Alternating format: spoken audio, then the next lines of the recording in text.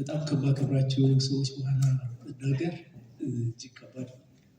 እግዚአብሔር ይርዳኝ፣ ነገር እንዳላበላሽ እግዚአብሔር ይርዳኝ።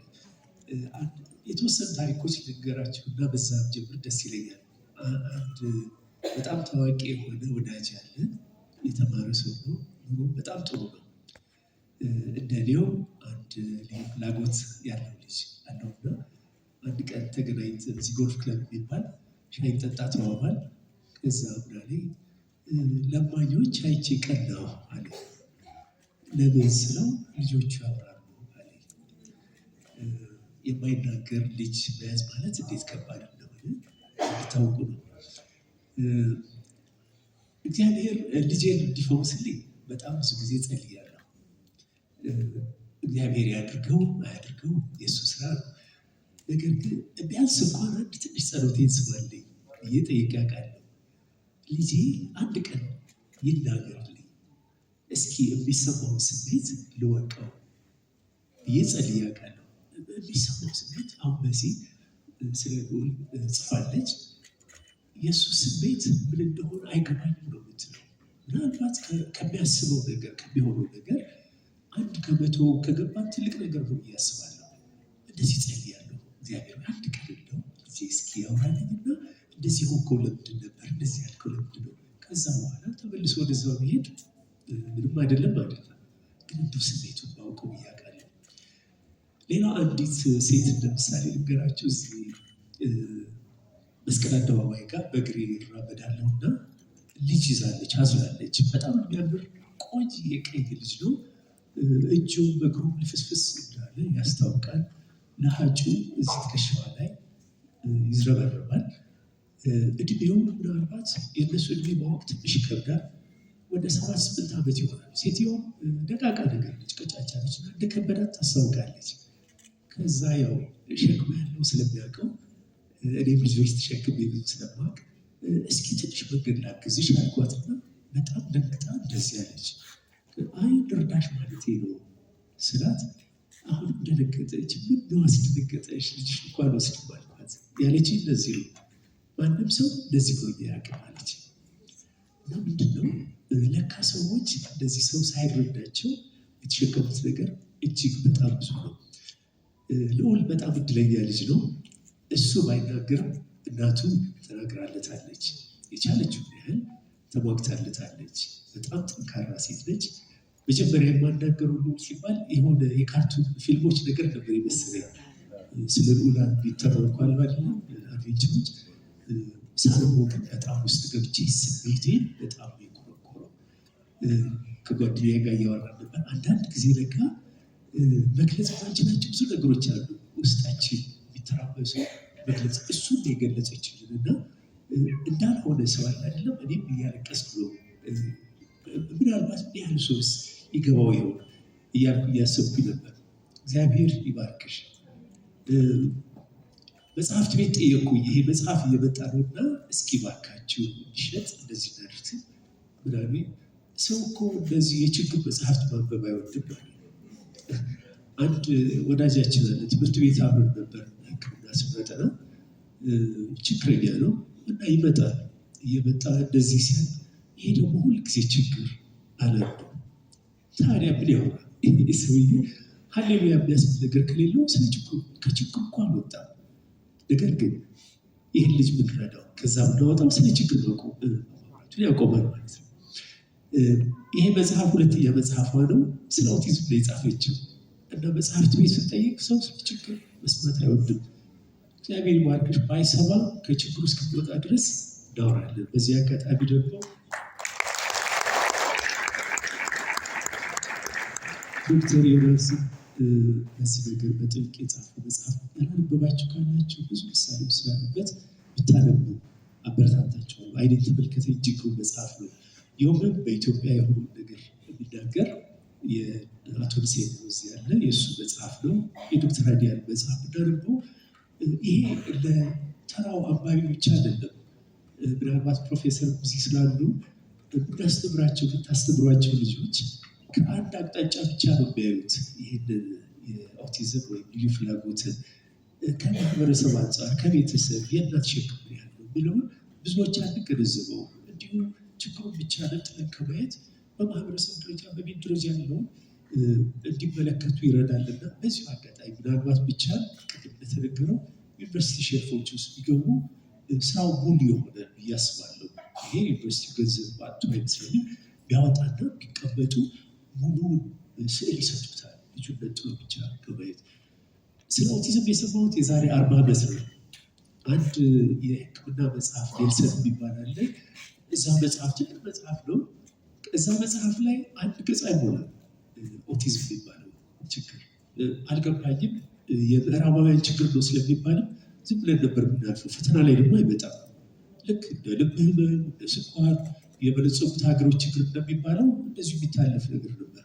እዛ መጽሐፍ ላይ ምን ይላል? ኦቲዝም ከ10,000 ልጆች አንዱ ይኖርበታል ይላል። የአሁን የአሜሪካ ስታቲስቲክስ ደግሞ ምን ይላል? ከ37 ልጆች አንዱ አለው ይላል። እንግዲህ ችግሩ በዛ ወይስ የማወቂያው መንገድ ተገኘ አላውቅም። ግን ችግሩ እየበዛ እንዳለ ብዙ ማስረጃዎች አሉ።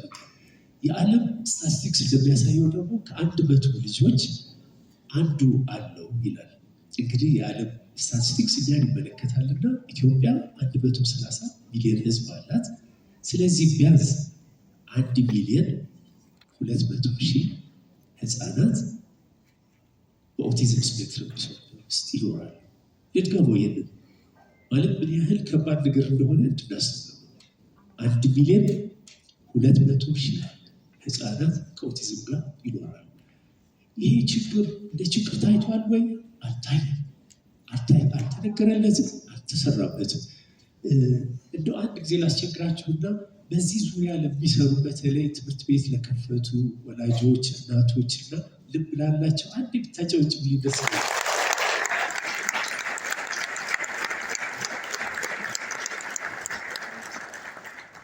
ጭብጨባ ብቻ አይደለም፣ እንደግፋቸው። ይሄ ሸክም የኛ ሆኖ ሳለ ስለተሸከሙልን እግዚአብሔር ይባርካቸው፣ ጉልበታቸውን ያጽናል። ደግሞ እንደግፋቸው። ሴቶች ለምን ሆኑ የሚለው ጥያቄ ሁል ጊዜ በጣም ይከነክነኛል።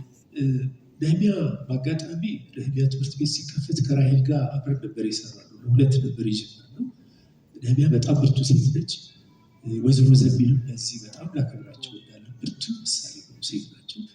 ነህሚያን ስንከፍት በየቤቱ ዞር ነበር። እንደዚህ አይነት ልጅ አላቸው ወይ ያሉ የሚያጋጥሙ እናቶች ናቸው። አባትየውስ የለም፣ አባትየው የለም።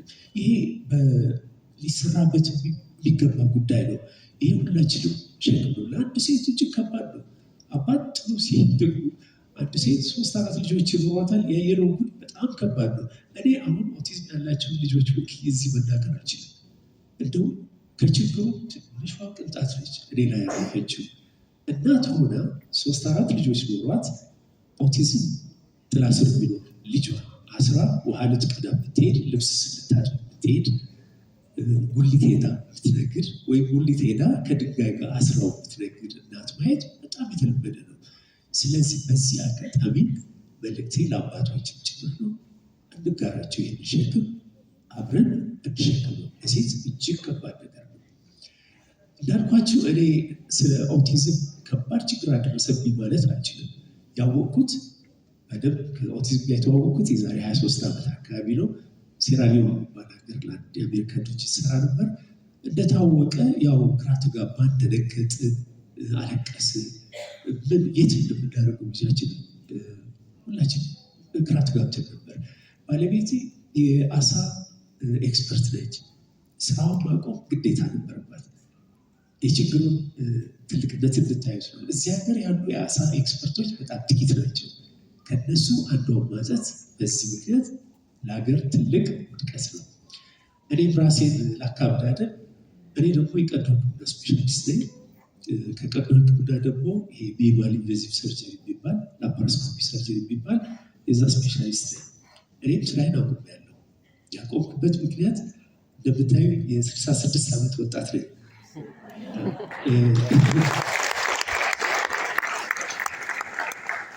ለመስራት አልደከምኩም፣ ግን ለባለቤቴ ከባድ ነው። ይህ ኃላፊነት የኔም ጭምር ስለሆነ ልጆችም ወደ ስራ ሲሰማሩ ግዴታ ልጄን ማገልገል አለብኝ ብዬ አሰብኩ። የደረሰብን ጉዳት በጣም ከባድ ነው። በእምነት በኩል ያው ቡዳ ነው፣ እንደዚህ ነው፣ ቤተሰባቸው እርግማን አለ የተባለው ነገር በጣም ብዙ ነው። በየቤተ ክርስቲያኑ ዞረናል። እኔ ቶሎ ትስራቸው እናተው ባለቤቴ ብዙ ቤተክርስቲያን ሄዳለች። ነገር ግን ልብ የሚሰብር እንጂ የሚያጽናና ነገር አግኝታ አታውቅም። ይሄ አይፈወስም ተብሎ የእግዚአብሔርን ኃይል ሁሉ ያሳነስንበት ጊዜ በጣም ብዙ ነው። ስለዚህ ልብ የሚሰሩ ነገሮች በጣም ብዙ ናቸው። ቅድም እንደተነገረው ዘመድ መጠየቅ አይቻልም፣ ሰርግ መሄድ አይቻልም፣ ልጁ ረበሸን ይባላል። ቤተክርስቲያን ራሱ ካቆሙ በጣም ብዙ ጊዜያችን ነው። ምክንያቱም ልጁን ይዛችሁ ውጡ የተባለበት ቤተክርስቲያን ብዙ ነው ስለተረበሽን እና ይቅርታ አድርጉልኝ። እንደ ክርስቲያን አንድ ነገር እናገራለሁ። ጌታ ኢየሱስ እንደዚህ አይነት ልጆች ቢመጡ ምን ያደርግ ነበር ብዬ አስባለሁ። ማለት ይውጡ የሚለው እንዳውም የመጣሁት ለነሱ ነው፣ እንደነዚህ ህፃናት ነበር የሚለው እና ከብዙ ቤተክርስቲያን ራሱ ተገፍተናል። በማህበረሰቡ እንደዚሁ በየሄድንበት ለምሳሌ ልጆች መዝናኛ የላቸውም። ነገር ካበዛሁ ቁረጥ ብትሉ ደስ ይለኛል፣ ካስረዘምኩኝ ቁረጥ በለኝ። የ35 ዓመት እንግዲህ የ30 ዓመት ታሪክ ስለሆነ ረዥም ታሪክ። መዝናኛ የላቸውም። ካፌ ስገባ የሰው ማኪያቶ ሊጨልጥ ይችላል። በዚህ ምክንያት ከሰው ጋር ተጣልቼ አውቃለሁ። አንድ ማኪያቶ ጠጥተው 2 ማኪያቶ ከፍዬ አውቃለሁ። ልጆቹ መሄጃ ያላቸው እስረኛ ናቸው። ስለዚህ ሊፈቱ የሚገባቸው ናቸው። ይሄ ስራ ለቤተሰብ ብቻ የሚተው ነገር አይደለም። ትዝ ይላችሁ ከሆነ ኮቪድ የሚባል ችግር መጣ አንድ ጊዜ። ሬዲዮ፣ ቴሌቪዥን ምናምን ኮቪድ ሆነ። ኮቪድ አሁን አለ እንዴ? የለም እኮ ተረሳ። ኦቲዝም ግን እንደዚህ የሚለቀን ነገር አይደለም። ቢፋታን ነው የሚሉት ያው ልጆች፣ ቢፋታን ጉዳይ አይደለም፣ የህይወት ዘመን ጉዳይ ነው። ስለዚህ ከኮቪድ የበለጠ በማስተማር ግንዛቤ በማስጨበጥ በጣም ሊሰራ ይገባል። የሚዲያ ሰዎችም በዚህ አጋጣሚ ልክ ለኮቪድ እንደተጫጫዋ ነው ጮክ ብለን ኦቲዝም ቢያንስ ገጠርም ከተማም ኦቲዝም ሲባል ትርጉሙን የሚያዩት ትርጉሙን ሊረዳ ህዝብ እንዳፈራ መልካም ነገር ነው። የመሲህ መጽሐፍ ሳነብ በብዙ መልኩ ያየሁት ጥንካሬዋን እያየሁ ነበር፣ ጽናቷን እያየሁ ሲሰሙ እያየሁ ነበር እና ደግሞ ከኛ ጋር እያወዳደርኩ ነበር። በጣም እድለኛ ነሽ እያልኩ ነበር። መከራከር የሚቻልበት ሀገር ስለሆነች። በዚህ ግን ልጆች እኮ ታስረው ያሉት በሚሊዮን የሚቆጠሩ ልጆች ከጓዳ አይወጡም። ጎረቤቶቻችን ሁሉ በር ይሄ ሲደበደብ ግድግዳ ሲደበደብ ምንድን ነው እያልን ከብዙ ጊዜ በኋላ እንደዚህ አይነት ልጅ አለ ሲባል የሰማንበት ወቅት በጣም ብዙ ነው። ስለዚህ እንደዚህ ወጥቶ ተከራክሮ ማስፈጸም የሚቻልበት አማራጭ የሚገኝበት ነገር ማግኘት ትልቅ መታደል ነው። ይሄ የሚያሳየን ግን ማለት ነው የገባው ረዥም ጊዜ ወስዶ ነው፣ ምናልባት ዘግይቶ ነው። ስለዚህ ቶሎ ልንደርስላቸው ስለሚገባ ይሄ ግንዛቤ ማስጨበጡ ነገር ሚዲያዎች በጣም ሊሰሩበት ይገባል። ፕሮፌሰርም እዚህ ስላገኘው በጣም ማከብሮት በብዛት መስራት ያለብን ጊዜ ነው። ምናልባት ሰልፊሽ እንዳልሆን ኦቲዝም ብቻ አይደለም፣ ልዩ ፍላጎቶች በብዛት ልጆች ማስተማር ያለብን ጊዜ ነው። የችግሩ ስፋት አይተን ልንሰራበት የሚገባ ነገር ነው ብዬ አስባለሁ። የጤና ሰዎችም ካሉ ብዙ ጊዜ ልጆች ክብደታቸው ምን ያህል ነው፣ ውፍረታቸው እንደዚህ ከስተዋል ወይ፣ ይሄ ግምገማ የአእምሮን እድገት በሚመለከት እንደ አስፈላጊ ነገር ተቆጥሮ ሊሰራበት ይገባል። ብዙ ጊዜ ትኩረት ስለማይሰጠው ነው።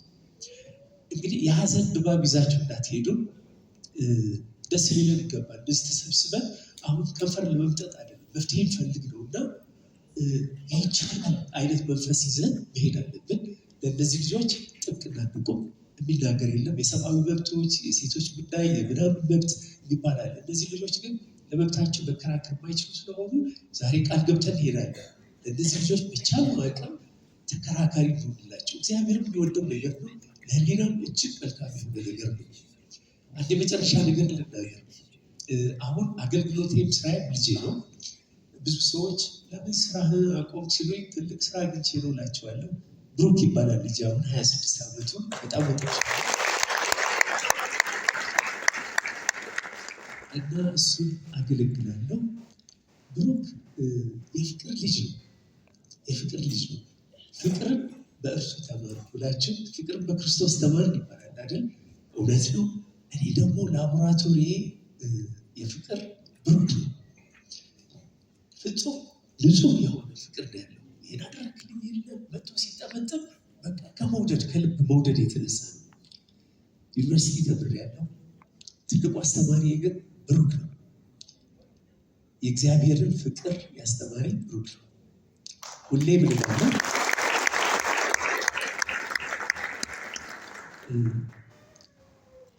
እግዚአብሔር ፍቅር ነው እንላለን፣ እግዚአብሔር ይወደናል እንላለን። እኔ ልጄን እንዴት እንደምወደው አውቃለሁ። አንዳንዴ ልጆቼ ሌሎቹን እፈራለሁ ታደላለህ እንዳይሉኝ። ምን እንዲያደርግልኝ ነው ልጄን የምወደው የምንከባከበው ስል ስለምወደው ነው። በቃ ልጄ ተምሮ ለወግ ማዕረግ ደርሶ ዲግሪ ተመርቆ እንደዚህ ባለሙያ ሆኖ የምለው ነገር አለ። በቃ እወደዋለሁ። የእግዚአብሔርን ፍቅር እንደዚሁ ነው ለካ። እኔ ለእግዚአብሔር ለካ ኦቲስቲክ ልጅ ነኝ። አይገባችም?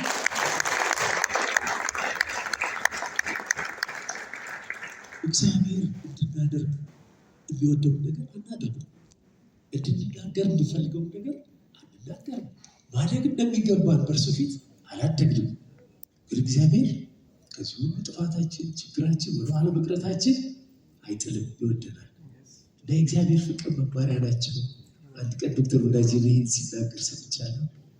ክንፍ የሌላቸው መላእክት ናቸው። የሀዘን ምክንያታችን ብቻ አይደለም፣ የደስታችን ምንጮች ናቸው።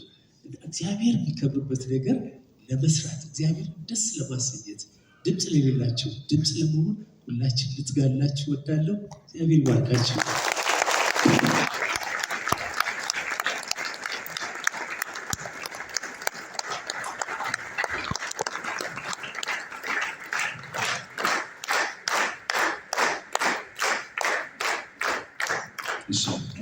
በጣም እናመሰግናለን ዶክተር ፍርዳወቅ።